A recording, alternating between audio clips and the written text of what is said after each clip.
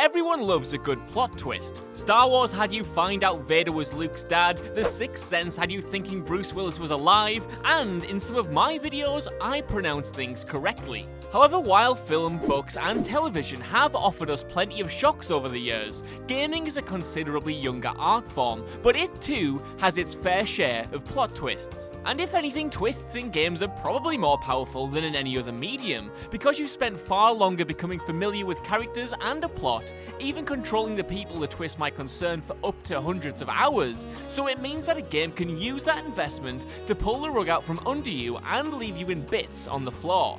I'm Josh from WhatCulture.com, and these are 10 monumental video game plot twists nobody saw coming. But before we begin, don't forget to subscribe to stay notified. Ding, ding, done. Number 10. REZNOV'S Mind Tricks. Call of Duty Black Ops. Convoluted though it may be, Black Ops had one of the most hoodwinked moments in COD history by having main character Mason imagine the presence of Reznov throughout the entire game, with his head having been messed with in order to eliminate Reznov's enemies. After meeting the World at War hero Viktor Reznov in a Russian gulag, Mason escapes from the prison but is separated from his Russian revolutionary. Later in the campaign, Mason goes on to meet with a Russian defector who turns out to be none other than old V-Rez himself. There he discovers that Reznov in fact did not survive the breakout, and that Mason had been brainwashed as a sleeper agent, developing a dissociative disorder, causing him to hallucinate Reznov's existence. Nobody expected anything like this from a COD game, and it cemented Black Ops as one of the most beloved entries in the entire series. Number 9.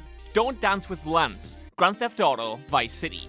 Although his behaviour does become increasingly odd towards the end of the game, Lance's turncoat betrayal during the final mission of Vice City was still a moment that caused as much resentment as it did surprise. Lance's mental state goes through quite the emotional ringer throughout the story, starting out as a fairly cool customer before outbursts slowly begin to reveal how unstable he actually is. However, the extent of his unreliability is only revealed when Tommy comes face to face with Sonny Forelli, as Lance switches sides to align with the Liberty City mobster, something which he pays the ultimate price for. As much as Lance got what he deserved, his backstabbing came with some pangs of heartache, as Tommy had no plans to double-cross him, and his betrayal was the result of his own insecurities and lack of trust for those around him.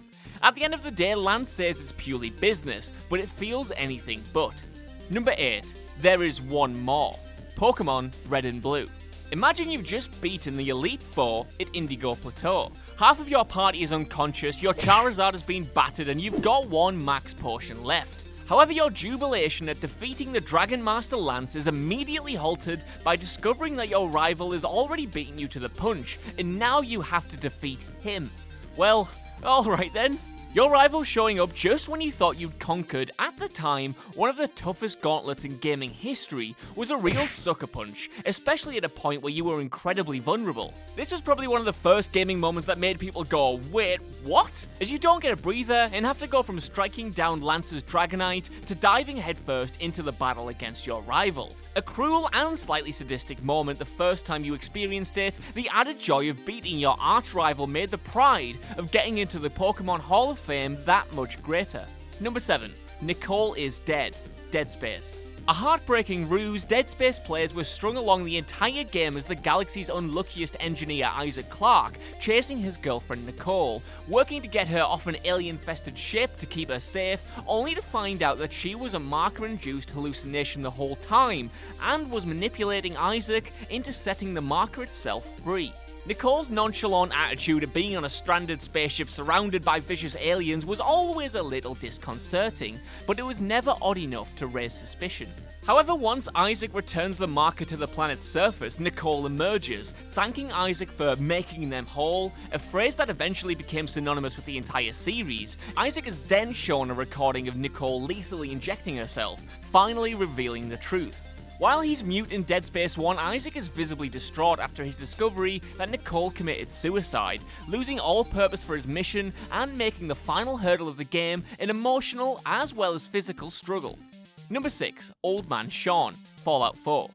After an emotional carrot-on-the-stick journey across post-apocalyptic Bolton, disintegrating your way through hordes of raiders, super mutants, and synths, you finally reach your darling son, who was ripped from your partner's arms in the supposed safety of the underground vault, only to have it be revealed that he's a robot and that your real son is actually the head of the dubious organization you've been fighting this whole time.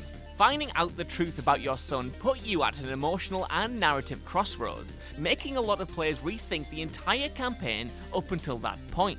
With regards to the Institute, the supposed bad guys of the whole game, it came down to whether you could forgive Shaun for stringing you along with false hope all that time, or whether you just wanted to blow them all to smithereens. And I can only tell you which option I took, but it wasn't pretty.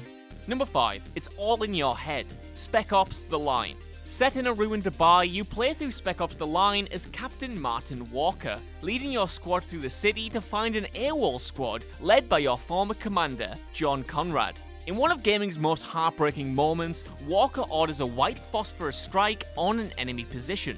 Only after proceeding through the area does he realise that it was actually a shelter for stranded citizens, and his orders killed 47 innocent people in the most horrific way imaginable. Blaming Conrad and his men, Walker pursues them through the city and finally reaches the head honcho, only to find out he's committed suicide, and Walker has actually developed a dissociative disorder from killing the civilians and created Conrad in his mind to rationalise his actions. It was a strange feeling to realise you've been playing as a horrific murderer the whole time, but it allowed Spec Ops to convey a harsher look into the horrors of war, in how the "I was just taking orders" excuse doesn't always hold up.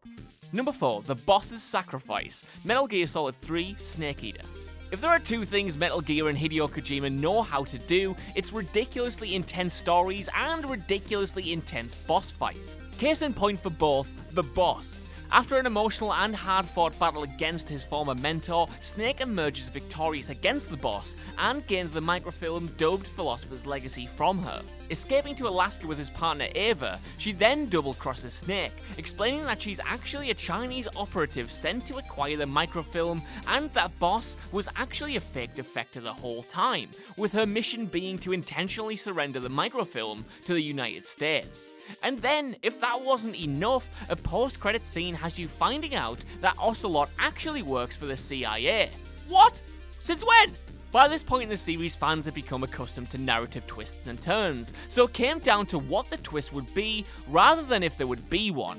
Instead, you got a triple whammy of surprises that directed you straight to the online forums to discuss it with fellow Snake Eaters. Number 3, you've got it backwards, BRAID. A delicately graceful game with an equally ambiguous story, BRAID's time-based puzzles twisted the minds of players embarking on the developer's unique take on the classic damsel in distress trope. The sting in the tail, however, was discovering that time was actually flowing backwards, and the princess is actually trying to escape from you, not be rescued. It's purposefully abstract, but a widely believed theory, due to the Kenneth Bainbridge quote it contains, is that the protagonist Tim is actually a scientist who worked on the atomic bomb, while others believe that the game is more of a meta-analysis of video game design in general. Whatever the actual truth may be, it was certainly a surprise to find out in the final level that Tim was in fact the monster and that he was stalking the princess the whole time. Number 2, Would You Kindly, BioShock. One of the most revelatory moments in recent gaming history, 3 innocuous words turned out to be the trigger phrase that the player's supposed friend Atlas was using to manipulate their actions throughout the entirety of the original BioShock. Upon arriving in the underwater nightmare that is Rapture, the player is introduced to their guide and disembodied companion Atlas, who helps them navigate through the labyrinth of ruined hallways and leaking structures in return for helping him find his missing wife and child. When confronting Andrew Ryan, who also turns out to be your dad, which is kinda weird, he brings light to Atlas's tapestry of manipulation using the aforementioned phrase. After you've involuntarily killed Ryan, Atlas sheds his cloak of deceit and reveals himself as Frank Fontaine, a catalyst in the fall of the submerged dystopia, completing a swift 1-2 punch on the player's blindside. Number 1, There's Something About Mary, Silent Hill 2. At first, Silent Hill 2's meek hero James doesn't really seem like much of a video game protagonist. An unassuming but seemingly very troubled guy, he heads to Silent Hill in search of his dead wife, Mary. After receiving an ominous letter from her, as if you can receive any other kind of letter from a dead person, informing him to travel to the town. The world of Silent Hill is different depending on who it's tormenting, and a lot of the early hours are spent trying to figure out just what the monsters in the game represent, when you're not under the pressure of trying not to be eaten anyway. Everything makes sense after you watch a hidden tape though, revealing that James actually smothered his wife with a pillow while she was suffering with a terminal illness. The town therefore is a punishment for him, and there's nothing he can do but accept the actions he's made and suffer through the town as it manifests his deepest fears, insecurities and regrets. So that's our list. Let me know in the comments whether you were as blindsided by these twists as I was, and while you're there, make sure to like, share, subscribe, and head over to whatculture.com for more lists like this every single day. I've been Josh, and I'll see you soon.